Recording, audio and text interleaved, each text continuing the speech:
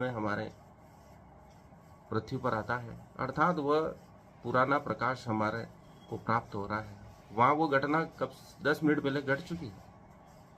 अर्थात जो भी चीज़ें हमको प्राप्त हो रही है वह इतिहास की चीज़ें हैं, क्योंकि उसमें समय अंतराल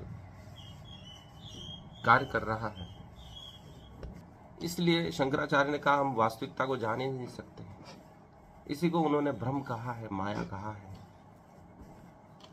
इसलिए उन्होंने कहा जगत मिथ्या, ब्रह्म सत्य है, क्योंकि हम इसकी सच्चाई कभी जान ही नहीं सकते हैं, क्योंकि उसमें समय अंतराल का फर्क आ जाता है और हम वास्तविक तथ्य को कभी नहीं जान सकते। उसी का उपाय बताया उन्होंने, आत्मबोध। हम जिसमें समय और अंतराल नहीं रह जाता है वहीं सत्य का उद्घाटन होता है, वहीं प्रेक्षक की भूमिका सिद्ध होती है। प्रेक्षक, कृष्ण ने कहा ऐसा होना चाहिए कि वह हो भी और नहीं भी हो, सुपर पोजिशन में हो, तो ही वह सभी संभव दिशाओं को देख पाता है। जैसा कि दिव्य दृष्टि देने के बाद अर्जुन को महसूस हो रहा था, वह कृष्ण को कह रहे हैं कि मैं आपको सभी दिशाओं में एक साथ देख रहा हूँ, अर्थात वह सभी संभव परिणामों को एक साथ देख पा रहा है। वह सुपर पोजिशन को देख पा रहा है जिसमें सभी परिणाम, निर्माण और प्रलय एक साथ कार्य कर रहे हैं। सभी जीव उनसे बन भी रहे हैं और उनमें नष्ट भी हो रहा है। अग्नि प्रज्वलित भी हो रही है और महासागर भी उनमें लहरा रहे हैं। जो भी ब्रह्मांड का सत्य एक साथ उद्घाटित हो रहा है, क्योंकि वह समय अंतराल की बाधा को पार कर चुका था।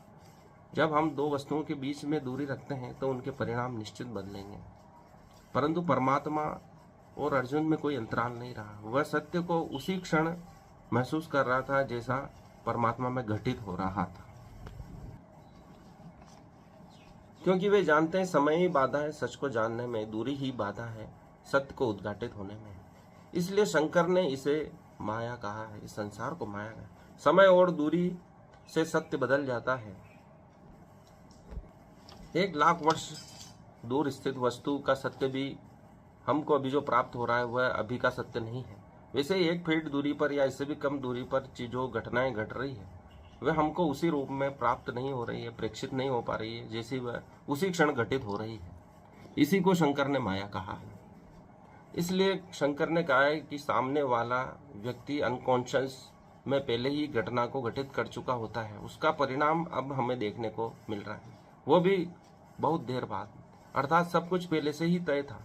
इसलिए इस संसार को शंकर ने मिथ्या कहा है, माया कहा है। इन घटनाओं को भी माया कहा है, इसलिए इस पर इतना दुखी या सुखी होने की आवश्यकता नहीं है। परंतु इस तथ्य को